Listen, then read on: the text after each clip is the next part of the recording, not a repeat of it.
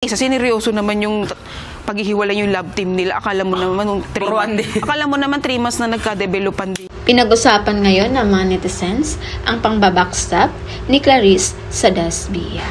Hi guys, again it's me, Vinals TV. So for today's update guys, pag-uusapan natin yung ginawang pang-backstop ni Clarice sa Dasbia. Pero bago ang lahat, huwag niyo munang kalimutang i-subscribe at paghampasin ang notification bell button para updated guys sa mga bago kong upload.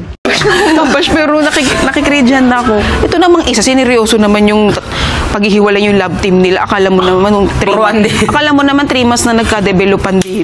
Ito yung sinabi ni Clarice na marami sa mga fans ng Dasbia ang na-offend. Dahil hanggang ngayon daw, hindi pa rin makapag-move on si Clarice sa love team ni Dustin at Bianca.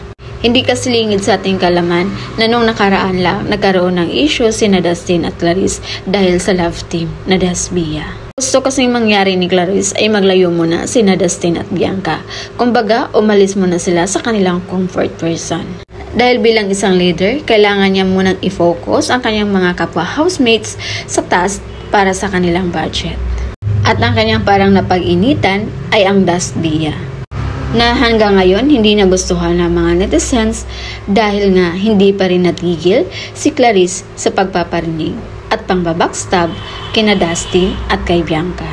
At ang nangyari kasi is parang nag-recruit pa ng ibang housemates si Clarice para mas lalong kainisan sina Dustin at Bianca.